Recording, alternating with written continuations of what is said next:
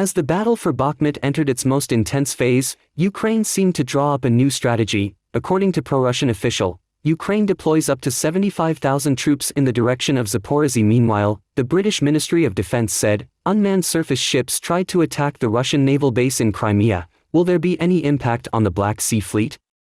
Crimean governor forms new militant group, inspired by Wagner. Ukraine reveals the number of Russian soldiers killed in the conflict. Former U.S. ambassador said, Putin humiliated President Xi Jinping by placing nuclear weapons in Belarus. Russia's security chief considers the U.S. the most feared dictator in the world. According to the island of Taiwan, China has not taken any unusual military action before Tsai Ing-wen's trip. New Zealand concerned about foreign interference ahead of elections. Hungary urges Sweden to stop insulting it in order to be accepted into NATO membership. Israeli police use water cannon to disperse protesters on Tel Aviv highway. All eyes on turnout as Cuban voters elect new legislator. Georgians, USA, began to clean up and overcome the consequences after a terrible tornado. Factors that could cause bigger wildfires in Spain. Ukraine continues to regroup its forces in the Zaporizhzhia direction, deploying up to 75,000 servicemen, despite serious losses during last week's attempted offensive. Vladimir Rogov, chairman of the We Are Together with Russia movement, told TASS on Monday. The Ministry of Integration, the Ukrainian Ministry of Reintegration of Temporarily Occupied Territories, TASS, has changed the status of the city of Zaporizhzhia itself. The Zaporizhzhia district, with its capital in Zaporizhzhia, TASS, was moved to the list of areas of possible combat operations from the list of areas of active combat operations. This shows that they do not expect us to come, and the conclusion is that they will go themselves, that is, they have hope that they can move the front line, Rogov said. He specified that an attempted Ukrainian offensive on March 23 was thwarted by Russian forces. Up to 400 servicemen were destroyed. The timing of this offensive was supposed to be for the March 23-24, that is the EU summit on Ukraine. Our artillery and multiple rocket launchers shelled their positions. More than 24 targets were hit. These were large targets, heavy equipment, Ukrainian military locations. Even after these losses, Ukraine is regrouping forces in the Orkhovsky direction, Rogov pointed out. The politician earlier told TASS that the Ukrainian armed forces were preparing an attack on Melitopol in order to reach the Sea of Azov and cut the land corridor to Crimea, which were supply routes for Russian forces and the population of the peninsula. According to his assessment, the Ukrainian military will be ready for active operations in Zaporizhzhia in late March or early April. Russia has controlled the entire area bordering the Azov Sea of Ukraine since last year, after capturing the port city of Mariupol. The blow caused Kyiv to lose access to many important seaports. MC Sky News on March 27 quoted the British Ministry of Defense as saying that a number of unmanned surface ships, USVs, tried to attack Russia's Sevastopol naval base in Crimea last week. According to the update, the activities of the Russian Black Sea Fleet may be limited by this threat. A number of uncrewed surface vessels attempted to strike the Russian naval base of Sevastopol in occupied Crimea last week, the British Defense Ministry is reporting. It added that one USV was stopped by defensive booms, while two were destroyed in the harbor. In its daily intelligence update, the Ministry of Defense said, Russian officials said that no Russian vessels had been damaged. A previous USV attack on Sevastopol on October 29, 2022 reportedly damaged the minesweeper Ivan Golubyets and the frigate Admiral Makarov. Even though the new attacks likely failed to damage any military assets, the USV threat likely continues to constrain operations of Russia's Black Sea Fleet. The Kremlin-installed head of Crimea has created his own Wagner Group-inspired mercenary unit. Sergei Aksionov has recruited a former commander who worked for Wagner in Africa to lead his group, named Convoy. The mercenary unit is said to compose of 300 fighters, and has already reportedly deployed to occupied parts of Kherson region in southern Ukraine. This is Aksionov's private military company, but the entire group is made up of former Wagner employees, one of the mercenaries told the Russia 24 TV station. In the TV news report, Convoy mercenaries were training in a forest, digging trenches and learning how to set landmines. Convoy's Telegram channel was set up last November and heavily features Russian Orthodox imagery and icons, and refers to Ukrainians as Satanists. Russian opposition media has identified the head of Convoy as Konstantin Pikolov, who worked as a Wagner commander in Madagascar and the Central African Republic. The armed forces of Ukraine eliminated about 171,160 Russian troops in Ukraine from February 24, 2022 to March 27, 2023, including 610 invaders over the past day alone. The General Staff of the Armed Forces of Ukraine said this in a post on Facebook, according to Ukrinform. The enemy's total combat losses include also 3,595 tanks, 6,953 armored combat vehicles, plus 6, 2,638 artillery systems, plus 7, 523 multiple launch rocket systems, plus 1, 277 air defense systems, 305 aircraft, 291 helicopters, 5,493 motor vehicles, plus 7, 18 warships/cutters, 2,216 unmanned aerial vehicles, 285 special equipment units, plus 3. A total of 911 enemy cruise missiles were shot down. Although talking about Russian forces, Ukraine does not disclose the number of casualties from its side on the battlefield. In August 2022, the commander-in-chief of the Ukrainian army, General Valery Zaluzhny, said that nearly 9,000 of his soldiers had died in battle. In December 2022, an advisor to the president of Ukraine Zelensky, Mikhailo Podolyak, said the number was up to 13,000. But Western officials give higher estimates. Russian forces are seeing no progress in a key offensive as they seek to make advances in Ukraine's Donetsk region, according to ex-Russian commander Igor Girkin. Girkin posted a new update on the war in Eastern Europe on Telegram late on March 25. According to Newsweek, although he supports the goals of the military campaign launched by Russia, he has become increasingly vocal in his criticism of the leadership in Moscow. After more than a year of conflict, fighting is still concentrated mainly in eastern Ukraine, including Donetsk. The Russian army aims to capture several battleground cities in this region, including Avdiivka. Last week, the British Ministry of Defense said that Russia had made remarkable achievements in the city.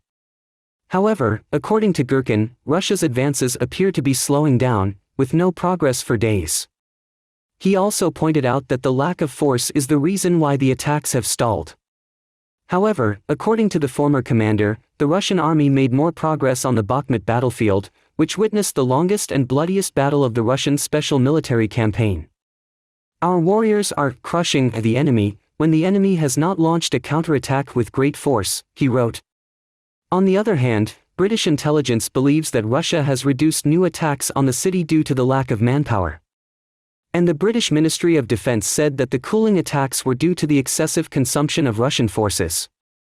The Russian Defense Ministry has not yet commented on the above comments. Michael McFaul, former U.S. ambassador to Russia, said on Sunday that Russian President Vladimir Putin disregarded Chinese President Xi Jinping by stationing nuclear weapons in Belarus after they both agreed to not deploy nuclear weapons beyond their national territories. The former U.S. ambassador wrote on Twitter on March 26, both Putin and the president of Belarus humiliated Xi Jinping. Lukashenko made a visit to Beijing, and the Chinese leader just arrived in Moscow. It is impossible to think that Beijing will view this decision positively. Michael McFaul was referring to the Belarusian president's recent visit to China, and met with President Xi Jinping earlier this month. China, one of Russia's strongest allies, has long claimed neutrality in the war in Ukraine, and even issued a proposal in February for a ceasefire and peace talks. However, China also repeatedly touted its no-limits partnership with Russia and refused to call the war in Ukraine an invasion. According to Newsweek, despite the close relationship, Russia seems to have ignored the joint statement with China, saying that both countries will not deploy nuclear weapons beyond their national borders. Over the weekend, Putin announced that he would place tactical nuclear weapons in Belarus. According to AP, Putin's decision was in response to the UK's supply of armor-piercing ammunition containing depleted uranium to Ukraine. Days before the move, Moscow and Beijing issued a joint statement on the deployment of nuclear weapons abroad, according to Russian news agency TASS. All nuclear powers must not deploy their nuclear weapons beyond their national territories, and they must withdraw all nuclear weapons deployed abroad, the statement read. Speaking about the decision to place nuclear weapons in Belarus, Putin said on Russian state television that President Alexander Lukashenko had long supported this. President Putin noted, "This is not unusual. America has been doing this for decades. They have long deployed tactical nuclear weapons to Allied territories. We agreed to do the same, without violating our international obligations. I stress that the upcoming plan does not violate any of Russia's international obligations on the non-proliferation of nuclear weapons," Putin said. According to the agreement with Belarus, Moscow will soon complete the storage of tactical nuclear weapons in Belarus by July 1 this year, the Russian president added. Russia is currently deploying 10 aircraft to Belarus, capable of carrying tactical nuclear weapons. In addition, the Iskander tactical missile, which Russia has located in its neighboring country, can also carry a nuclear warhead, according to Reuters.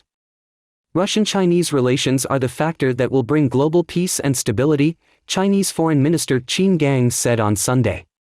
Chinese-Russian relations rest on mutual interest. We are neighbors and we are guided by the fundamental interests of our countries in our relations. We consider our bilateral relations as a force that will bring global peace and stability, he said in an interview with the Moscow Kremlin Putin program on the Rossiya 1 television channel. According to the Chinese foreign minister, Russian-Chinese relations are no threat to any third state. We are good neighbors, good partners, and we represent the forces of good in the world, he stressed. He also highly assessed the results of this week's Russian-Chinese summit, describing it as very successful and resultative. The two heads of state managed to sign many agreements. They discussed important matters linked to our bilateral relations, peace and stability in the region and on the entire planet, he added. Russia and China are developing cooperation, including on the military track, but this is not a military alliance, Russian President Vladimir Putin stressed on Sunday. This is absolutely untrue, the president said in an interview on the Rossiya 24 TV channel, when asked whether cooperation between Moscow and Beijing posed a threat to the West.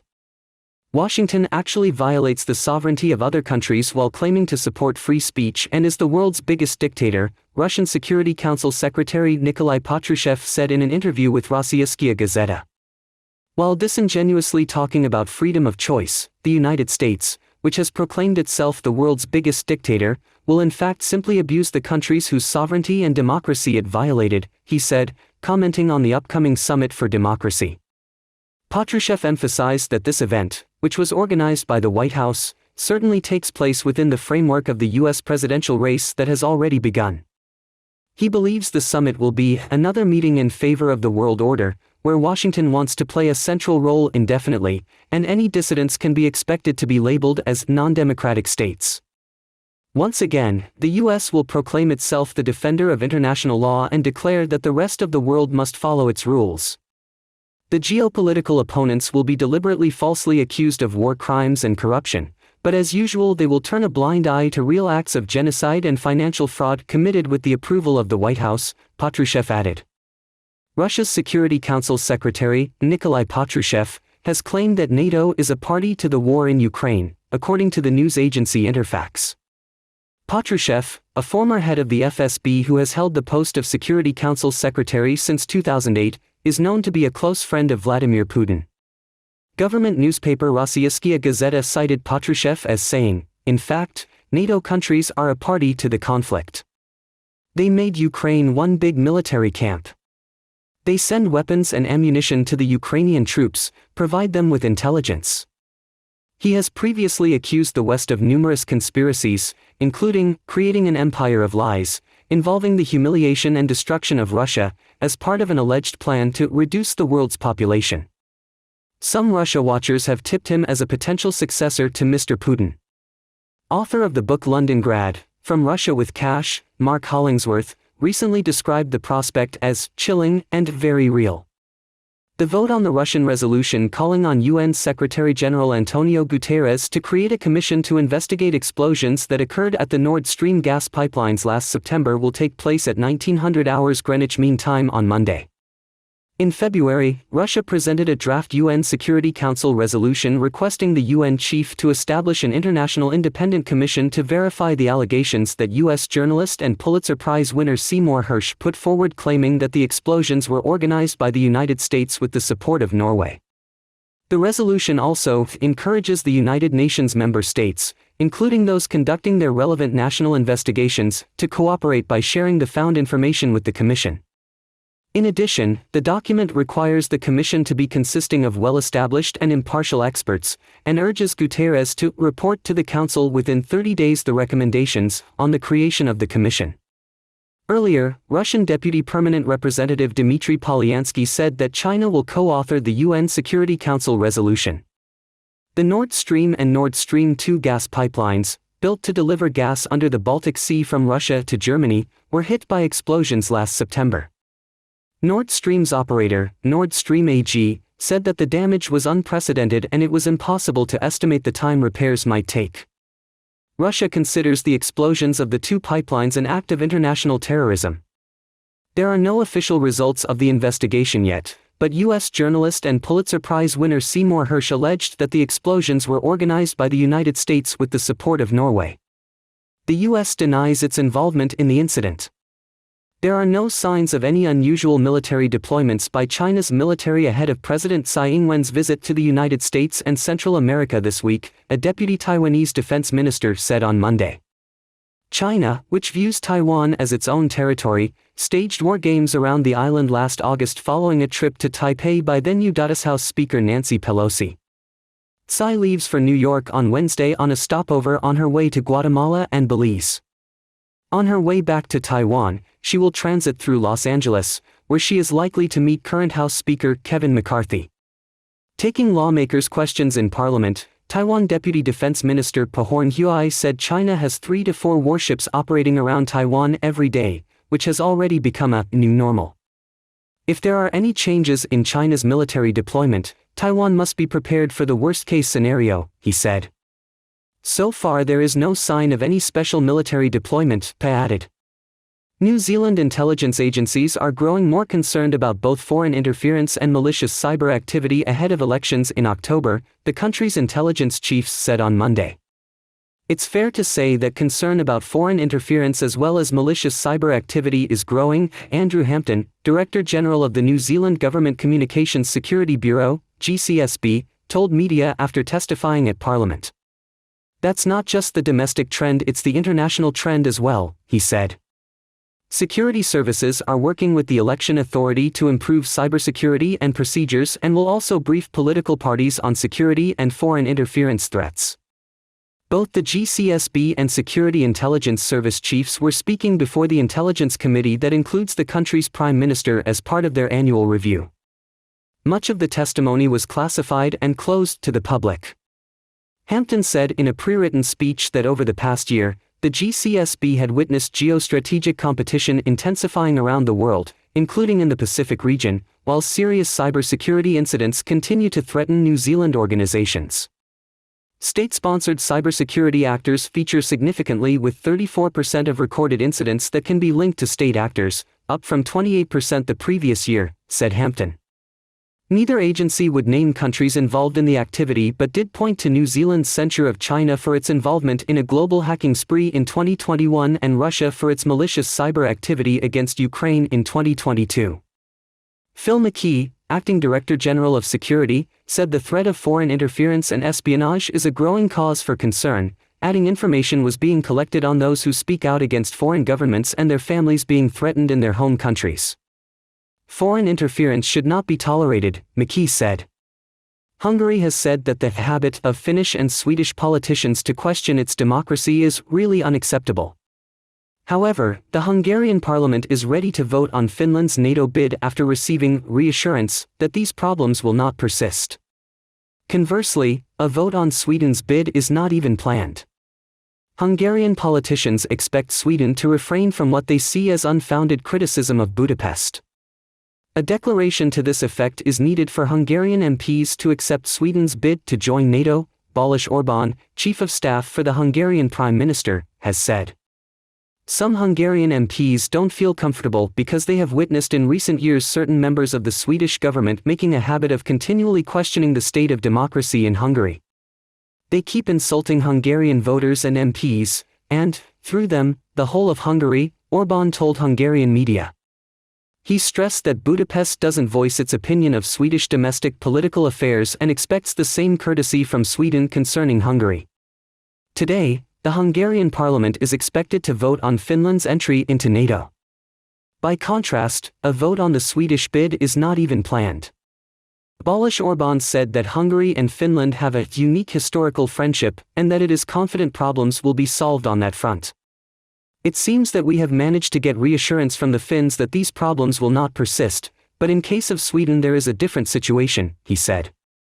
Only last week, Hungarian Foreign Minister Péter Szijjártó said the West's criticism of democratic and cultural issues in Hungary hinders cooperation, especially when it comes to NATO expansion.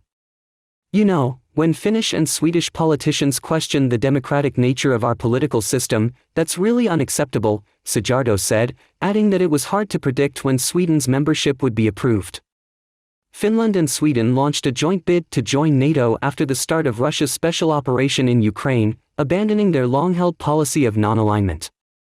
So far, they have struggled to gain full acceptance, as all 30 members of the bloc have to agree, and Hungary and Turkey have resisted admitting them. After a protracted debate accompanied by a relentless charm offensive from both the Nordic countries, Budapest and Ankara have announced their readiness to ratify the Finnish bid only, not the Swedish one. Turkish President Recep Tayyip Erdogan said earlier this year that Stockholm should not count on Ankara's support for its NATO bid because of the recent Quran-burning protests in Sweden. Hungary, however, is in the midst of a protracted spat with the EU. Brussels has frozen billions destined for Budapest and accused Prime Minister Viktor Orbán of eroding media freedom and undermining the EU's fundamental values. To mark the 8th anniversary of the Saudi-led military intervention in Yemen's conflict, Israeli police forcefully removed a smaller crowd of protesters on Monday, March 27, as they refused to leave main highway in Tel Aviv. Protesters took to the streets after Israeli Prime Minister Benjamin Netanyahu on Sunday, March 26, sacked Defense Minister Yoav Gallant a day after Gallant broke ranks with the government and urged a halt to a highly contested plan to overhaul the judicial system. As news of the dismissal spread, tens of thousands of protesters, many waving blue and white Israeli flags, took to the streets late at night across the country. Crowds gathered outside Netanyahu's home in Jerusalem, at one point breaching a security cordon. Some 3 months since taking office, Netanyahu's nationalist religious coalition has been plunged into crisis over the bitter divisions exposed by its flagship judicial overhaul plans. As protesters poured into the streets, police used water cannons to push them back from Netanyahu's residence in Jerusalem, while in Tel Aviv, where hundreds of thousands have taken to the streets since the beginning of the year, protesters lighted large bonfires on a main highway. Thousands of Houthi supporters rallied in Yemen's capital Sana'a on Sunday, March 26, to mark the 8th anniversary of the Saudi-led military intervention in Yemen's conflict. Yemen has been torn by violence since the Iran-aligned Houthi group ousted the government from Sana'a in late 2014, prompting the Saudi-led coalition to intervene on March 26, 2015. It has killed tens of thousands of people, wrecked Yemen's economy and pushed millions into hunger. The Houthi movement has been negotiating alongside the United Nations to reinstate and expand the truce deal that was first agreed in April 2022. Yemenis are enjoying the longest calm in an 8-year-long civil war, under a UN-brokered truce deal that lapsed in October but had largely held. In addition to suffering from instability, Yemen is also one of the countries most heavily affected by the climate crisis, with severe droughts and floods threatening people's lives. Cubans began voting early on Sunday, March 26, for the 470 lawmakers who will represent them in the country's National Assembly in a closely watched election and as a referendum on the communist-run government at a time of deep economic crisis. Cuba's government, saddled by shortages, inflation and growing social unrest, has encouraged unity in Sunday's vote, calling on citizens to vote together in a broad show of support for the communist leadership. Voting centers in the capital Havana opened at 7 a.m. ET and bustled with activity as citizens arrived to cast ballots at the city's share of more than 23,000 official ballot sites throughout the country. By 11 a.m.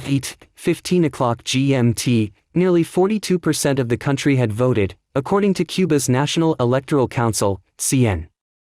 The 470 candidates on Sunday's paper ballot are vying for 470 open seats. A high rate of abstention would not have any immediate impact on the election's outcome, as the winners of the contest must receive more than half the votes of those who choose to cast ballots. But political analysts say a low rate of participation in the elections would be a sign of deepening discontent with Cuba's one-party, communist-run system. Abstention has been on the rise in Cuba over several elections. Voting closes at 7 p.m. 22 o'clock GMT. Results are expected early next week. The tornado left destroyed buildings, uprooted trees and branches as it traveled east about 40 miles per hour, 11 km/h, local media reported. Residents were seen fixing plastic tarps on destroyed roofs, removing rubble, and repairing power poles. In Rolling Fork, a town of around 1,900 in western Mississippi that was hit the hardest, homes were reduced to rubble, tree trunks snapped like twigs and cars were tossed aside like toys. The town's water tower lay twisted on the ground. Parts of Mississippi and Alabama could face damaging winds, hail and possible tornadoes again on Sunday, the National Weather Service Storm Prediction Center said. About 26,000 customers remained without power as of Saturday evening in Mississippi, Alabama and Tennessee due to the storm, according to the website Power Outage. US. Local residents were worried on Sunday, March 26, that expected strong winds could complicate efforts to extinguish Spain's first major wildfire of the year. The fire has destroyed more than 4,000 hectares, 9,900 acres, of forest and forced 1,700 villagers to leave their homes in the Valencia and Aragon regions. The wind is the worst thing for the fire. It seems to have been subdued this morning, but there are still flames here, so we are a bit worried that the wind will change and the situation will become more complicated. Let's hope it doesn't, said local resident Antonio de Vesa as he was watching the clouds of smoke with a group of cyclist friends. Fire tourists were warned to stay away on Sunday from the wildfire, and some of the evacuated people from the Aragon region were due to come back to their homes during the day. More than 500 firefighters supported by 20 planes and helicopters were working to bring the blaze under control on Sunday, for days after it started near the village of Villanueva de Vivar, emergency services said. Residents said the fire could destroy the livelihoods of the villagers who live from tourism. The people here live from cycling, hiking, and the few bars. If this burns down, people have little livelihood, said Jorge Grausel, 72, who goes trekking in the area affected by the blaze. German non-governmental organization Sea Watch on Saturday, March 25, released videos it said shows the Libyan Coast Guard firing shots near a migrant boat. The videos, taken from a reconnaissance aircraft above the central Mediterranean Sea, are set to show a Libyan Coast Guard dinghy, part of a larger vessel which was also present, circling a boat with around 80 migrants on board. To force the boat to stop, the Coast Guard also shot in the direction of the boat, Sea Watch said in a caption accompanying the video. Circular impact sites can be seen emerging on the water near the migrant boat, close to the larger Libyan Coast Guard vessel. Reuters reached out to the Libyan government for comment on the situation. Sea Watch also alleged that the Libyan Coast Guard harassed the rescue ship Ocean Viking of SOS Mediterranee, forcing it to leave the area. Earlier on Saturday, NGO Emergency rescued 78 African migrants aboard a 12-meter dinghy in the Mediterranean that had already started sinking by the time the rescue ship arrived. The slump in Chinese industrial firms' profits deepened in the first 2 months of 2023, weighed by lackluster demand and stubbornly high costs as the world's second-largest economy struggled to fully shake the long-term effects of COVID. The sharp 22.9% contraction followed a 4.0% fall in industrial profits for the whole of 2022, data from the National Bureau of Statistics, NBS, showed on Monday, pointing to a downbeat start to the year for factories at large. NBS statistician Sun Xiao attributed the decline to still soft demand despite an uptick in industrial output, according to a statement on the Bureau's website. Zhou Maohua, an analyst at China Everbright Bank, said a decline in auto sector profits was a notable drag on manufacturing profits, thanks in large part to a moderation in overall demand, production costs, fading auto subsidies and price wars. Beijing is seeking to get the economy back on a recovery track and set a modest growth target of around 5% for this year at this month's annual parliamentary gathering. China's central bank this month unexpectedly cut the amount of cash that banks must hold as reserves for the first time this year to help support the economic recovery.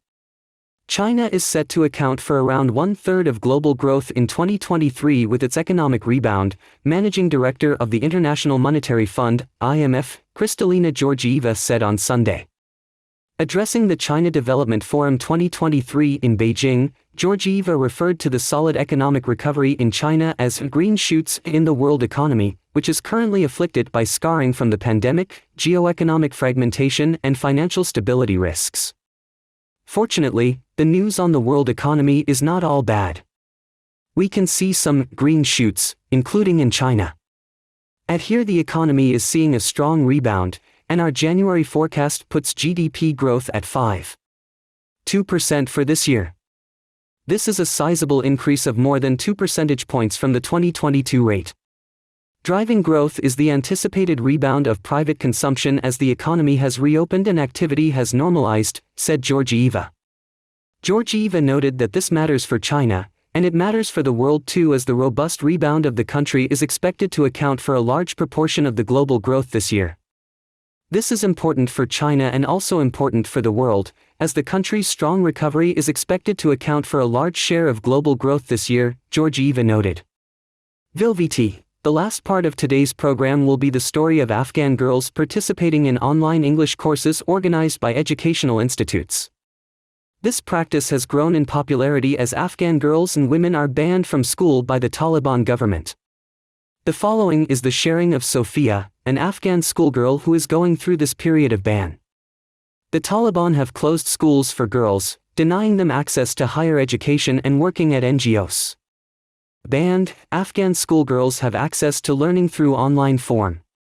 Sophia, 22 years old, is one of them. Sophia participated in Rumi Academy's online course.